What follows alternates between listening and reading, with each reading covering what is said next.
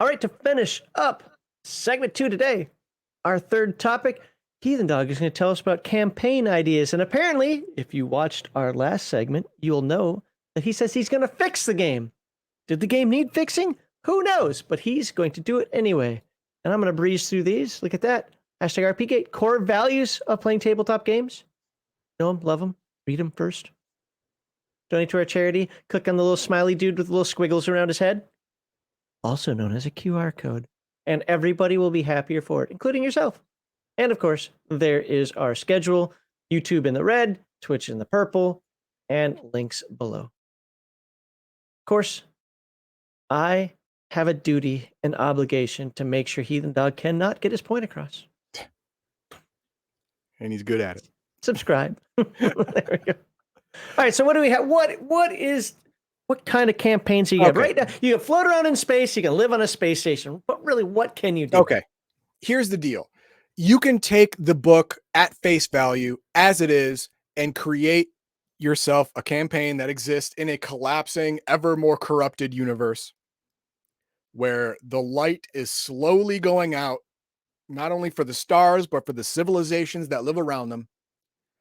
And you can bring that existential dread into your characters' minds and hearts and giggle your way to oblivion as a game master. You can do that. That's fine. 100% fine. But the important thing about the background and about the explanation of the game is what is not said. Okay. That's important. Now, I started making distinctions like that in the general gameplay area, whereas something is not said can be important. Like you spend 15 experience points, you get a additional background and an additional origin benefit. It doesn't say your origin benefit, and that's important. It's also important here because here it says the vast blackness of space is collapsing in a slow grind towards eternal nothingness. But is there something causing it, or is it natural? Now, if you want no hope, you say, oh, it's natural. Well, I can fight that. I can fight that with this game because you go to page 94 and we have creatures. These are void affected creatures. Why did the game turn yellow all of a sudden? Well, look, if you Very remember Morkborgy all of a sudden. the character creation webpage changed colors too. The book does it. These are creatures of the abyss. They are either from outside the universe or corrupted by energies from the void. What they are isn't important.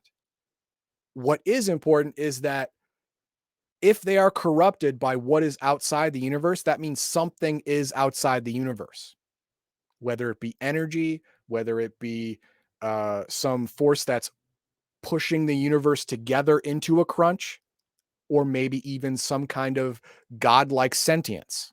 So these monsters are sucking up our dark energy that's supposed to expand our universe in order to come here through rifts. That's right, I said it. Okay. And now all of a sudden they're here. That is one possibility.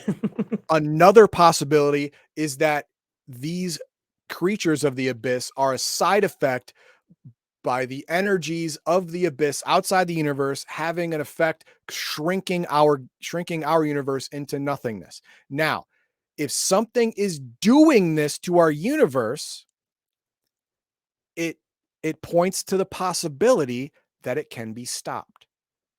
If it's not a natural process, that means someone is doing it and it can be stopped.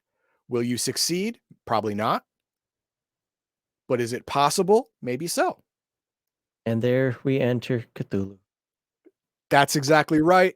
Maybe there is a godlike evil primordial sentience that's crushing our universe and we can't stop it. Well, there you go. There's it. But what if you can? What if the process can be reversed? Nowhere in the background says it cannot be stopped. It says it is happening. And on this path is the crunch of the universe. Going on this path. But does it say it's the only path? No, it doesn't. These creatures indicate there's some kind of energy or force from outside our universe affecting our universe. Maybe we can stop it. Maybe we can repair the holes in our universe so this void energy does not come in.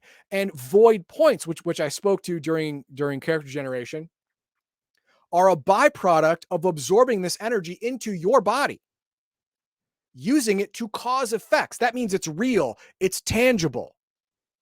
It can be affected. It can maybe even be fought. But scientists reject the idea, so nobody's trying. Well, yeah, science does that. They like to prove things. I can get behind that. See, that's the idea of void points and cosmic mutations. These are tangible effects of energy that does not belong in our universe. If it can't exist in our universe, it had to have come from somewhere else. It had to have. And if that's true, that means outside of our universe is not an empty nothing. It is something. Something can be fought. Something can be conquered. If it Something bleeds, we can be can kill defeated. it. Nothing cannot. So it's up to the game master.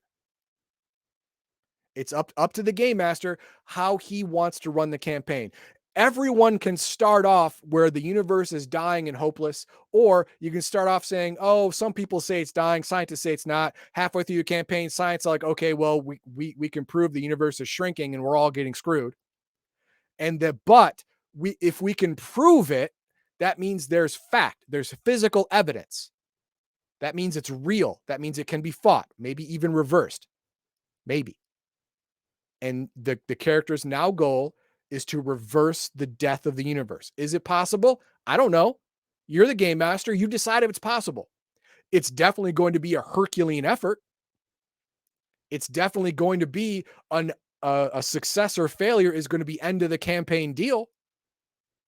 But you don't have to have hopelessness. There is a light at the end of the tunnel. You have to survive long enough to reach the light. Is everyone going to? No. But it's possible. And that's how you fix the game. I take away the existential dread. You're going against what the game is written for. No, I am not. No, you kept it there. You no, in fact, you gave them this little trickle, this little modicum of hope. So now there is hope in the game. Just this little pinprick of light. Now it's up to them and the game master to decide if that little pinhole becomes bigger and bigger and bigger and there's some real hope there, or it just all goes away. Yeah, it all shrinks into nothingness because either it's not attainable or you didn't attain it. Look, that's entirely possible. You could just lose. Yeah. That's fine. I said before that I like this style of game where there is no hope, where it's just how long can I survive? But on top of that, everybody wants a little bit of hope, even if it's just the hope of hope, so to speak. Pie in the sky nonsense. Oh my God, it's a 1 in a billion chance. Still, it's there. Human beings will, if there's only a 1 in a billion chance, they'll hang on to that forever because it's all they have. It's either that or pull a bullet in your head. So they'll hang on to it. Mm-hmm. And that's how you fix the game for some people who do not like the idea of the no-win scenario, which by the written letter of this book, it is a no-win scenario. But there's a way around it, not changing the book, but using what it doesn't say. And as the game master, it's your book. You can add letters and words and paragraphs all you want. Does the game actually give some adventure ideas in there? The adventure, the very beginning adventure is putting you in one of the factions, putting you in working for one of the powerful factions that can jumpstart the repair of your particular hub, be it spacecraft or space station, and you can get it at least semi-functional. Right now, it's just life support that works. But if you work for this powerful faction, you do this job for them, they'll fix up your hub. They'll give you propulsion if it's a spacecraft. They'll give you fabrication facilities if it's a space station.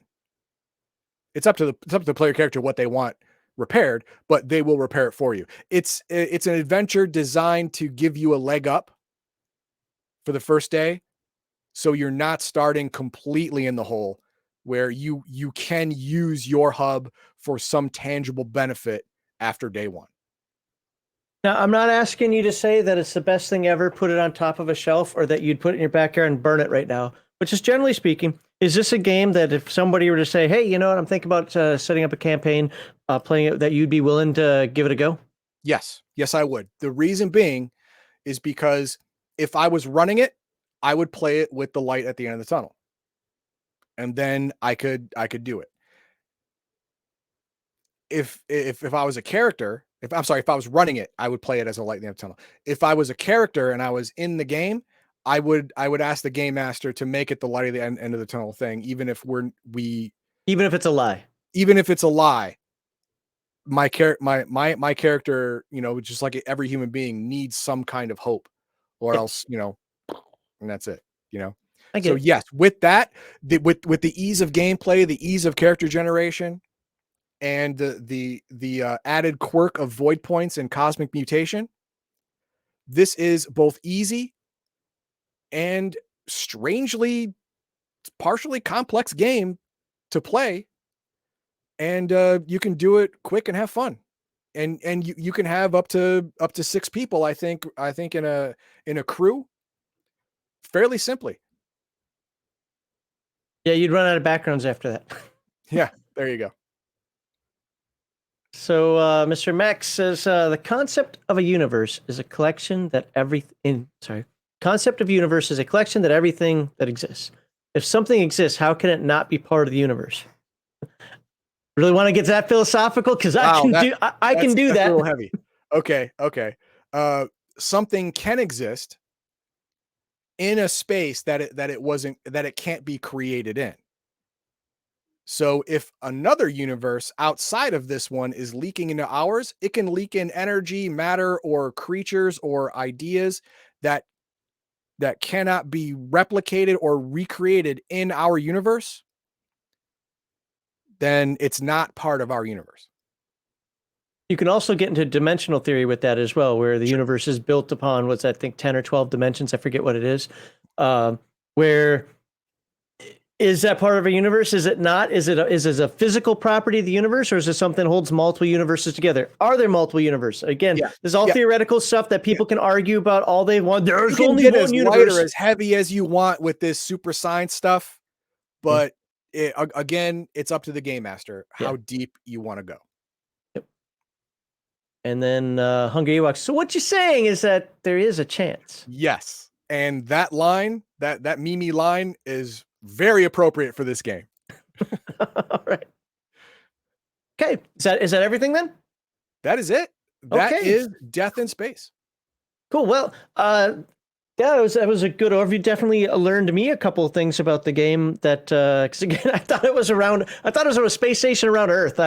Totally wrong with that. There is more to it. There's all the factions I didn't get into, all of the different destinations in different systems that still have civilization on them. Some of them are mapped out. The system you're in isn't just this planet with the iron ring. There's the star. There's other planets that are gas giants, stuff like that. There are other notable locations that I didn't get into that can enhance and create gameplay, but they weren't important to get the feel and the gist of the game itself. Yeah, and just for everybody's edification, the game mechanics segment dove in a bit because he kind of needed to.